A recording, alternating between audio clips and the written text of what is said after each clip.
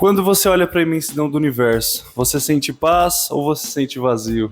Porque eu já me senti vazio várias vezes já, e, e hoje eu penso, e se na realidade esse vazio eu fui induzido a sentir, sabe? Parece que eu não sou parte desse universo gigante, ou parece que minha existência não significa nada. Se você, assim como eu, já teve essas crises existenciais, seja se perguntando se Deus realmente existe, seja se perguntando qual realmente é o tamanho do universo, se existe vida lá fora, são tantas perguntas, e dentro dessas perguntas, às vezes você acaba se sentindo sem propósito, sentindo a falta de alguma coisa. Então, nesse vídeo, eu vou tentar trazer um outro ponto de vista sobre esse sentimento. E se na realidade a gente foi induzido a acreditar que não somos nada perante o universo? Eu acho que isso é um evento canônico na vida de qualquer jovem que está descobrindo as coisas, ou estudando, ou se interessando por outros temas, sabe? Saindo da bolha cristã, que já digo aqui de cara que eu não tenho nada contra, mas para mim é uma bolha que te limita muito. Quando você sai disso, você começa a questionar as coisas, começa a questionar a existência de Deus, esse sentimento normalmente ele é preenchido por um vazio existencial. Porque afinal, se Deus não existe, o que eu tô fazendo aqui, tá ligado? Eu já tive muito esse sentimento e tentando achar um propósito, porque como eu hoje não acredito muito numa vida após a morte, o que então minha vida vale? Para que ela serve? No vídeo anterior a esse, eu estava recomendando alguns hábitos para você começar a ler. E nesse vídeo, eu estava lendo O Povo Brasileiro de Darcy Ribeiro, que ele conta a história do nosso povo, né? A história do povo brasileiro desde a chegada dos portugueses aqui. E ele me dá uma perspectiva de vida muito maior, um sentimento que eu antes não tinha preenchido, sabe? Com esse livro eu entendi que a nossa vida, a vida do povo das Américas, há 500 anos atrás foi drasticamente mudada. Já existiam povos aqui vivendo, os povos originários, de diversas tribos, diversas formas de viver, diversas culturas, diversas línguas, enfim. De diversas formas aqui já existia vida, e existia vida muito bela, né? Mas isso foi mudado drasticamente com a chegada dos portugueses aqui, que transformaram a vida, criaram esse povo brasileiro com base em muito sofrimento, muito sangue, muita escravidão. E calma, parece estar distante do que eu ia falar, mas não, eu vou chegar lá. Esse sentimento me fez entender que a nossa história dentro de 500 anos é mais um projeto de vida do que realmente uma vida vivida. Eu vou explicar isso melhor. Porque pensa comigo, antes dos portugueses chegarem aqui, como era?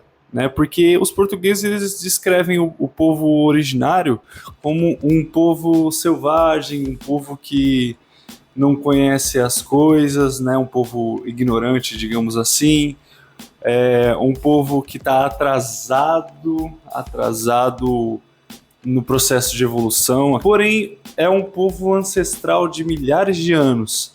E esse povo que estava vivendo aqui, ele tinha comida para todos, ele tinha formas de viver de agricultura, né? Por exemplo, a mandioca, você já comeu mandioca? Então, isso é ancestral, isso é do povo originário lá que deixou de herança pra gente, entende? Isso já era uma forma de produzir, uma forma de viver totalmente diferente. Eles não viviam em busca de mais dinheiro, mais poder e mais destruição. Eles viviam por viver. Era uma vida muito melhor, a meu ver. Porque, apesar de toda a tecnologia que a gente tem hoje, eu não vejo a maioria das tecnologias utilizadas hoje como algo bom, né? Porque hoje a gente tem o celular, a gente tem o computador, mas me fala, quantas pessoas realmente usam isso para algo bom? E essa troca não me pareceu tão justa assim, né? A gente tem tecnologias novas, mas em troca a gente tem a maior parte do nosso povo passando fome, tá ligado? E aí, com isso, eu fiquei me questionando, né? São 500 anos de um plano, de um projeto para o brasileiro, no qual ele precisa trabalhar, ele precisa viver em função de alimentar o europeu. Como o próprio Darcy fala nas entrevistas, o brasileiro ele é gasto ao máximo que ele pode para adoçar a boca de europeu na Europa, né? Porque eles tinham os canaviais de açúcar aqui, as canas de açúcar, e E quem produzia isso eram os escravos, né? Tanto pretos quanto indígenas, próprio povo brasileiro, né? Porque pensa comigo, são 500 anos. Já no primeiro século desses anos, o brasileiro já foi criado ali, a partir da mestiçagem, né? De 3 povos diferentes. Os povos originários, os portugueses, os africanos. Isso surgiu o brasileiro. E o brasileiro ele já surge nesse sistema que é feito para que você continue trabalhando, não vivendo para si, sabe? Aí que entra no tema que eu tava te falando. Será que se a gente vivesse por nós mesmos, será que se a gente tivesse uma vida onde a gente tem acesso à comida, acesso à natureza, acesso à educação, se nada disso fosse se o básico não fosse uma dificuldade enorme para o brasileiro, será que a gente se sentiria tão vazio assim? Porque o sentimento que eu tive muitas vezes é de não pertencer a nada, sabe? Não ter uma identidade, não me sentir parte de algo. Mas a gente já tinha um povo muito orgulhoso de si aqui, a gente já tinha um povo que vivia em harmonia com a natureza, a gente teve um povo que criou a Amazônia. A Amazônia só existe com base em muito esforço dos povos originários, antes da chegada dos portugueses. Então, o Darcy me quebrou essa sensação de que a história estava mal contada. Esse era o meu sentimento, sabe? A história que eu sabia sobre o Brasil e sobre os povos originários era muito rasa. Era o que eu tinha aprendido na escola de uma forma muito rasa. A história que a gente aprende por aí nas escolas e nas faculdades, enfim, ao longo da vida, normalmente são pontos de vista europeu, né? E o ponto de vista europeu, ele não vai contar o que a gente sofreu durante esses 500 anos, sabe? E aí esse sentimento me pegou, eu falei, caraca, apesar do universo ser desse tamanho, eu ainda sou parte dele, e eu sou parte desse cosmos caótico que a gente vive. Existia um projeto para mim, existia um projeto para o povo brasileiro, para que a gente não se sentisse parte disso e logo agisse de formas de crise existenciais, sabe? Então, por exemplo, você sai de uma doutrina que coloca Deus no centro de tudo, centro da criação, centro do universo. E aí você só se depara com vazio existencial, é difícil, né? É difícil lidar com esse sentimento. Mas ele não precisa ser assim. Você pode viver e existir de várias formas. Só que isso é escondido da gente, né? Eu acredito que é isso. Se a gente tivesse acesso ao básico, sem o brasileiro precisar correr atrás de água, de luz, de lugar para morar, sabe? A gente não tem esse básico. E nos sentimos culpados por isso ainda, sabe? E aí eu me pergunto, se os seus sonhos estivessem sendo realizados fora desse modelo que foi criado aí pro povo brasileiro, será que os seus sonhos seriam tão pessimistas assim? Eu percebo que muitos planos que eu tinha, muitos sonhos que eu tinha, na verdade eram planos pensados para mim, sabe? Ter um emprego, construir algo, ter uma casa, um carro, são todos sonhos de consumo, né? Que são importantes, mas não deveria ser o nosso sonho principal. Nosso sonho principal deveria ser viver, né? Dentro disso, eu fiquei me perguntando como é que eu resolvo isso agora, né? Porque esse sentimento, ele me assombra por muito tempo, porque eu questiono a existência de um Deus desde os meus 14, 15 anos. Eu já tive muita crise, porque justamente essa falta de objetivo, de propósito sempre me assombrou. Mas tendo a mente que eu tenho hoje, tendo a cabeça que eu tenho hoje tento preencher esse vazio com vida, sabe? Hoje eu tento aproveitar mais o país que eu vivo, a cultura que eu tenho, as pessoas ao meu redor.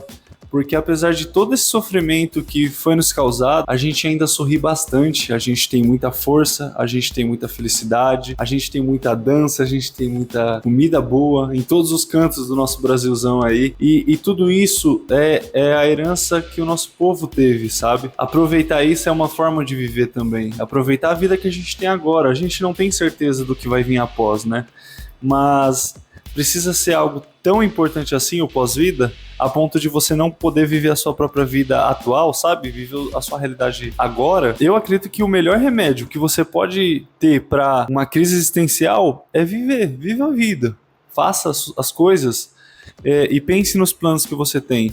Quando você sonha com algo, esse sonho, ele é consumível, ele envolve muito dinheiro, ele envolve muito poder, ou ele envolve viver? Uma outra forma que eu achei de tentar contornar todo esse sofrimento e todos esses problemas que o europeu nos trouxe é buscando conhecimento, tentando ir atrás de pessoas que também pensam assim e também estudaram a vida, estudaram o nosso povo e lutam e resistem constantemente para que isso chegue em mais pessoas. E foi assim que eu conheci o Darcy e ele me apresentou esse outro ponto de vista, sabe? Então busque conhecimento de várias formas, não se limite só às redes sociais, à internet. Busque conhecimento em livros, busque conhecimento em idosos, tá? Os idosos, eles são às vezes muito esquecidos pela nossa sociedade, mas ali carrega muita história, carrega muita força, carrega muita luta e muita experiência também. Então você sempre vai aprender. Ouça, para ouvir os idosos que existem ao seu redor. Muitos vão trocar ideia com você e você mal vai dar bola, mas tenta entender o que essa pessoa está falando. Imagina que você é um jovem de 20 e poucos anos e essa pessoa já viveu 50, 60 anos a mais que você. Isso é muita vida, você não acha? O Dexter, o rapper Dexter, ele me ensinou uma lição muito valiosa, né? Ele ficou preso durante muitos anos, mais de 10 anos preso. E o que motivava ele dentro dessa prisão, dentro dessa mesma caixa de pensamentos que ele vivia, de rotina que ele vivia, ele disse que, apesar de estar preso fisicamente, a mente dele era livre. Então, jamais vão conseguir prender a sua mente. Por mais que tentem, eles tentam muito. Muito fazer com que você se sinta insignificante, fazendo com que você se sinta extremamente vazio. Então, se sua mente está livre e você está tendo a capacidade de pensar, isso já é luta, isso já é resistência, isso já é uma forma de você mostrar para si mesmo que você não precisa ficar limitado ao que foi imposto para você como certo. Agora eu tô lendo Capitães de Areia também, que é um clássico, né? E tendo essa visão do mundo e tendo toda a visão que Jorge Amado detalha sobre nossa realidade brasileira, principalmente sobre o Nordeste e principalmente sobre a Bahia, eu percebo que a liberdade e o pensamento livre é a melhor forma de você se livrar dessa sensação de vazio, sabe? Ele fala no livro, no Capitães de Areia, que a liberdade é como o sol, é o bem maior que a Terra pode ter, né? Que o nosso mundo pode ter. Sem ele a gente não vive, da mesma forma que a liberdade é. Em meio a tanta luta, tanta guerra, tanto problema, parece que às vezes você não é suficiente, você é incapaz, você é imprestável, mas que na realidade você é valioso, você é muito importante, que você, na verdade, tem como realizar coisas que você nunca imaginou ser possível. Que tal, com toda essa conversa aqui, eu não sei se ficou muito confuso, mas é um sentimento que eu tava querendo compartilhar, que tá na minha mente há muito tempo. Eu deixo uma pergunta pra você. O que te impede hoje de ir atrás do que você realmente ama? Você vai ver que a maior parte das coisas que te impedem de fazer o que você realmente ama é o dinheiro, é o nosso sistema capitalista que tá rolando aí. E esse sistema, ele foi projetado e pensado para ser dessa forma. Porque você até parece livre, né? Você pode votar, você pode pensar, você pode falar o que você quiser na rede social, mas se você não tem dinheiro, você não pode fazer mais nada, né? E esse dinheiro parece nunca chegar na sua vez, né? Até porque existem menos de 1% da população brasileira milionária, né? Então quer dizer que todos os outros 200 milhões são incompetentes? Não parece estranho isso? Não soa estranho? O meu conselho pra você é: tenha como maior propósito na sua vida, a própria vida, viver. Você realmente sabe o que você gosta de fazer? Seus sonhos, eles são os seus sonhos? Você realmente sabe o que você ama? Ou isso foi imposto pra você? Ou você pegou isso de uma outra pessoa? Busque o que você realmente ama, sabe? Tentando preencher esse meu vazio existencial com conhecimento, com vontade de viver, com alegria, com muita força, muita luta e muita dedicação. E esse é o meu conselho pra você também. Imagina se todo mundo estiver pensando assim, que da hora, né? A gente pode fazer um dia o Brasil que a gente quer para nós mesmos. A gente pode ter um dia um Brasil que todo mundo pode viver bem. Isso não é uma utopia não, tá? Você querer o básico, você querer ter acesso a uma casa para morar, uma água para beber, uma comida sempre ali no seu prato, sem que você precise pensar no que você vai jantar no outro dia, é o básico. Isso não é uma utopia. É simplesmente o acesso que nos foi tirado. E já existia aqui, todo mundo tinha esse acesso e não tem mais, porque o dinheiro é mais importante. Então você brasileiro, principalmente você brasileiro pobre, eu sei que lutar nesse país é muito difícil. É muito difícil viver com tantos problemas assim, mas lembre-se que você não tá sozinho nessa, a gente tá nessa luta junto e a gente um dia vai virar esse jogo. Bom, era isso que eu queria dizer. Lembre-se que o vazio existencial nem sempre vai ser sobre a vastidão do universo. Às vezes o vazio existencial é projetado para que você se sinta assim, não pertencente. Recomendo fortemente os livros que eu disse aqui, assim como o livro Povo Brasileiro do Darcy e o Capitães de Areia do Jorge Amado.